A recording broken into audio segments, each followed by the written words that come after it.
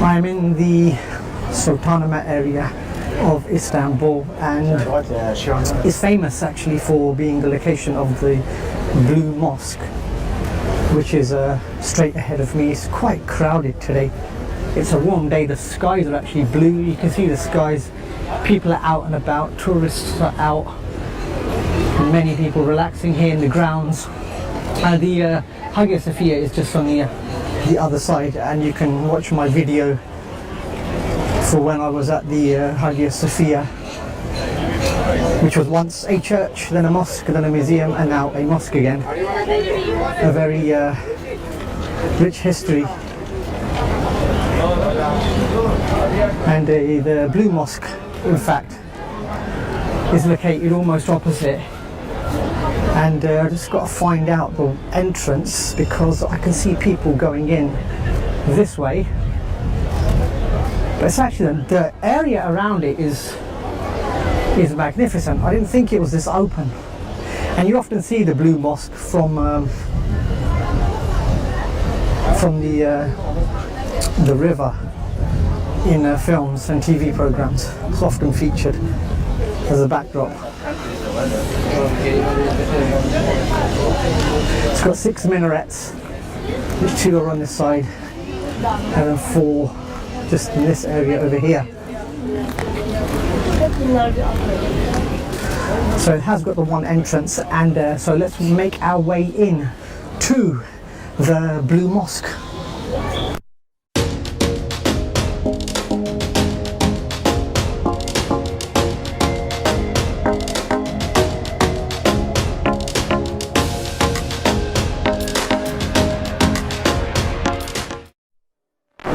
So I'm just inside, and there's a lot of renovation work being going on, so there's not much to really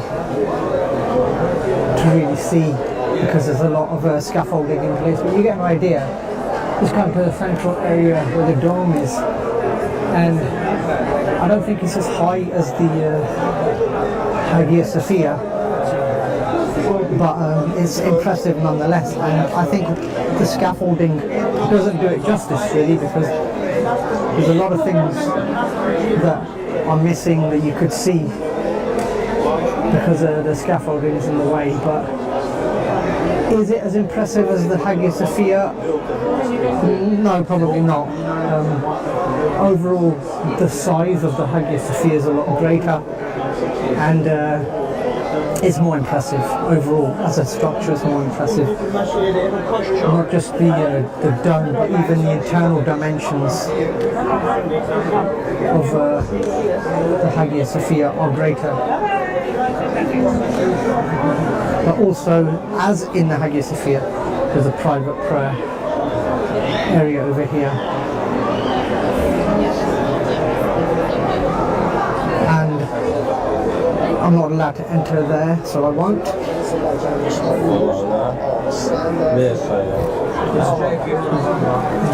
Busy, very crowded here. It's very crowded. There's not enough room to move here, and actually Hagia Sophia itself, there's a lot of area to move around. But in the Blue Mosque, famous for called the Blue Mosque because it's got blue tiling.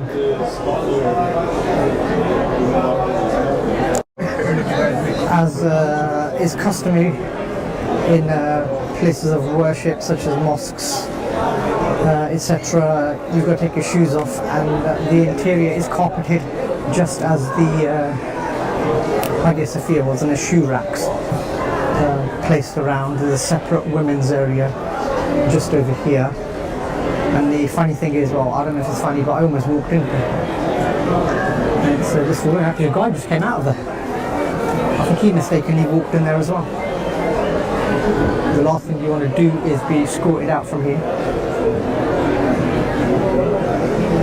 But yeah, it's carpeted, so you won't have any problems.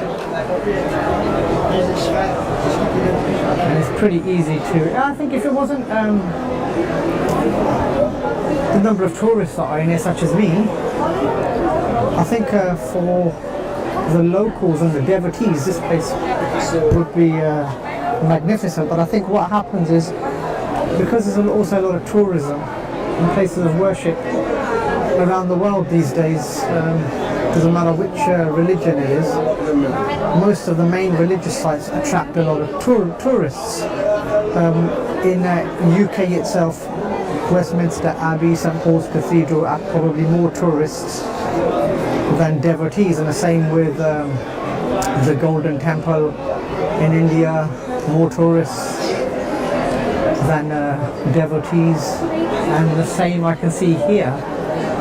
It's more tourists, and I think that's the way that a lot of this is going, really, because places of worship and religious sites are worth seeing, are worth learning about, but the knock-on effect is that there's people like me that then end up in these places, and there's more people like me, and I think we just overcrowd the place. And so I am going to make my exit away from here and let those who really want to come here and pray to use the space. So I've just come out of the Blue Mosque, and I've got to say the entry area and exit areas are quite crowded, so it took a bit of time to get out. And I have to say, is it worth exploring or visiting the Blue Mosque? I would say yes for any religious site. I preferably, would visit them. My preference is to visit them. And even though you can see there's a lot of renovation work going on, you might not be able to see it here because there's a wall behind me, but in the footage that I made, it showed, you can probably see it through the trees. But there's a lot of work going on, and you can see the inside. There's a lot of work going on, a lot of renovation, and a lot of it you cannot see from inside. So it's a bit like Big Ben until recently in London. There's a lot of renovation going on, and I remember being in London when tourists were complaining that they can't see Big Ben. And that's what happens when there's renovation work going on, because sites need to be renovated. So I would still say come here, but you won't see as much with the renovation work going on. Comparing it to the Hagia Sophia, I mean, I don't like to compare like for like, because they're both different, both of different eras, and it's difficult to compare. But Hagia Sophia overall is a bigger structure. I would say it's the more impressive of the two, but the Blue Mosque, if I didn't have the Hagia Sophia to compare against, the Blue Mosque itself looks phenomenal. The dome itself looked phenomenal. You can probably see it just from here. It is a impressive site, impressive structure, and the grounds around it also are magnificent as well.